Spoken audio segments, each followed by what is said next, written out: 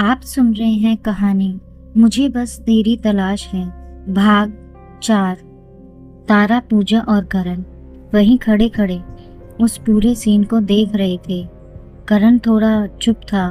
तारा की आंखों में थोड़ी बेचैनी थी, लेकिन पूजा खुश थी। तारा के चेहरे पर एक बेचैनी, एक अजीब सा खिंचाव था, जैसे कोई उसे अपनी ओर खींच रहा हो। कॉरिडोर की भीड़ में से रास्ता बनाते हुए तारा, पूजा और करण अपनी क्लास की ओर बढ़ रहे थे। तीनों के चेहरे पर नए कॉलेज का जोश और हल्की सी घबराहट साफ झलक रही थी। उधर कॉलेज के प्रिंसिपल ऑफिस की ओर कदम बढ़ा रहा था रुद्र, जो हाल ही में अमेरिका से वापस लौटा था। ऑफिस के दरवाजे के बाहर पहुंचकर उसने हल्के से नॉक किया। अंदर से आवाज आई, कम इन। रुद्र ने दरवाजा खोला और अंदर जाते ही कहा, गुड मॉर्निंग सर। प्रिंसिपल ने मुस्कुराकर उसे बैठने का इशारा किया। अरे रुद्र, कितने दिनों बाद मिल रहे हो? कब लौटे अमेरिका से? 2 दिन पहले सर, रुद्र ने शांति से उत्तर दिया। प्रिंसिपल ने सिर हिलाया। हाँ, मुझे अशोक जी का फोन आया था। उन्होंने तुम्हारे बारे में पहले ही सब बता दिया। अब तुम यहीं रहोगे। तुम्हारा एडमिशन हो चुका है। अब सीधे अपनी क्लास ज्वाइन कर लो। थैंक यू सर, रुद्र ने कहा और ऑफिस से निकल गया। क्लासरूम में हल्की गहमा गहमी थी। तारा और पूजा साथ की बेंच पर बैठे थी, जबकि करण अपने पीछे की सीट पर।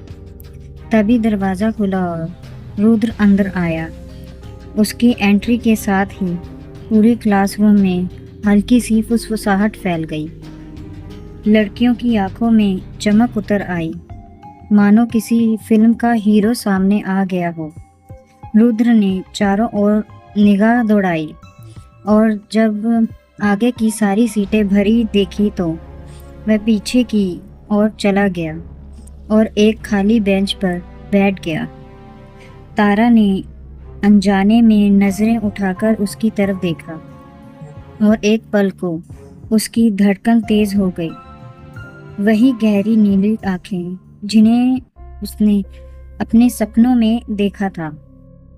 क्लासरूम का माहौल गुनगुनाहट और फुसफुसाहट से भरा हुआ था। जैसे ही नया लड़का रुद्र अंदर आया, सबकी नज़रें उस पर जा टिकी। लड़कियां अपने अपने डेस्क से एक दूसरे को देख रही थी। कोई चाहती थी कि वे उसके बगल में बैठे, कोई उसके सामने की सीट खाली रखे थी। आंखों में उत्साह और चेहरे पर छुपी हुई मुस्कान साफ झलक रही थी। लेकिन रुद्र मानो इन सब चीज़ों से बेखबर था। उसने किसी की ओर ना देखते हुए सबके बीच में से गुजरकर सीधे पीछे की कोने वाली बेंच पर अपनी जगह बना ली। उसका चेहरा शांत था, ना कोई मुस्कान, ना कोई भाव, जैसे उसे इस कॉलेज, इस क्लास, यहाँ तक कि लोगों की मौजूदगी से भी कोई मतलब नहीं था। लड़कियों के चेहरे पर हल्की सी निराशा झलक गई, मगर उनकी आंखों में उसके ये बेपरवाही और रहस्यमय सादगी उन्हें और आकर्षित कर रही थी। दूसरी तरफ लड़कों के बीच बेचैनी और जलन फैल चुकी थी। यार, आते ही सबका ध्यान खींच लिया इसने तो, कोई बुदबुदाया। लगता है हीरो बनने का शौक है इसे, दूसरे ने आंखें सिकोड़ते हुए कहा। रुद्र चुपचाप किताबें बैग से निकाल रहा था, जैसे उसे इन बातों से कोई फर्क ही ना पड़ता हो। असल में वो ऐसा ही था, इंट्रोवर्ट, अपने ही दायरे में रहने वाला। यहाँ तक कि इस कॉलेज में आना भी उसकी अपनी मर्जी से नहीं था। ये तो बस उसके पिता की इच्छा थी कि वो यहीं पढ़े। कुछ ही देर में क्लास टीचर अंदर आई। पूरा क्लास अचानक सन्नाटे में डूब गया। Good morning students. सभी ने एक साथ उठकर गुड मॉर्निंग विश किया। इसके बाद शुरू हुआ इंट्रोडक्शन सेक्शन। एक एक करके सब खड़े होकर अपना नाम और अपने बारे में बताने लगे। माहौल हल्का फुल्का और उत्साहित था, पर जब बारी रुद्र की आई, उसने बस खड़े होकर धीमी आवाज में कहा, रुद्र। फिर बिना कुछ और बोले बैठ गया। क्लास में कुछ सेकंड का ऑकवर्ड साइलेंस फैल गया था। बाकी सब ने तो अपने शौक, अपने सपने, अपने परिवार के बारे में बताया था, मगर रुद्र ने सिर्फ नाम। टीचर ने हल्की मुस्कान के साथ कहा, ठीक है रुद्र, आगे चलकर और भी जानेंगे।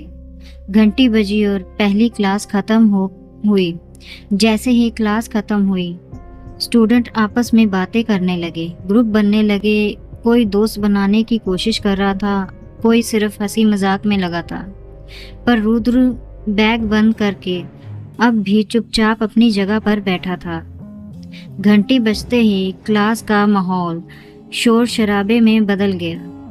कुर्सियां खिसकने लगी, लड़कियां आपस में बातें करने लगी और लड़के अपने छोटे छोटे ग्रुप बनाकर बातें करने लगे। रुद्र ने बिना किसी की तरफ देखे अपना बैग उठाया और धीमे कदमों से दरवाजे की ओर बढ़ने लगा। उसका चेहरा अब भी उतना ही शांत था, मानो किसी भी हलचल का असर ही ना होता हो। उसी पल तारा भी अपनी सीट से उठकर मुड़ी ही थी कि अचानक ठक, वो सीधे रुद्र से टकरा गई। उसकी किताबें हल्का सा नीचे गिरते गिरते बची। तारा चौंकी, फिर घबराते हुए बोली, सॉरी, मेरी गलती थी। एक पल को उसकी नज़र मिली रुद्र की ठंडी गहरी नीली आंखों में। वह अजनबी नज़रें जो तारा ने अपने सपने में देखी थी। तारा वही जैसे जम सी गई। दिल की धड़कनें अचानक तेज हो गई, पर अनजाना सा एहसास उतर आया। लेकिन रुद्र, उसने बिना कोई शब्द कहे, बिना कोई भाव दिखाए, बस तारा को हल्का सा किनारे करते हुए आगे कदम बढ़ा दिए। वो चुपचाप क्लासरूम से बाहर चला गया, मानो ये टकराव हुआ ही ना हो। तारा वहीं खड़ी रह गई, उसकी आंखें दरवाजे की ओर टिकी थी, होठ धीरे से बुदबुदाए। ये कितना रूड है। पर वो आंखें, उसकी सांसें भारी हो गई थी। वो समझ नहीं पा रही थी कि ये महज इत्तेफाक है या उसके सपनों और हकीकत के बीच कोई गहरा रिश्ता छिपा हुआ है। क्लास से बाहर निकलते ही तारा, करण और पूजा तीनों साथ साथ कॉरिडोर में चल रहे थे।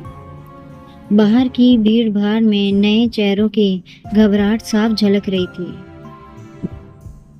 कॉरिडोर में अचानक उनकी नज़र कुछ सीनियर पर पड़ी, जो नए स्टूडेंट्स को रोक रोक कर मजाकिया अंदाज में सवाल कर रहे थे। कुछ लड़कियां सकपका कर जवाब दे रही थी, तो कुछ लड़के शर्म से सिर झुका रहे थे।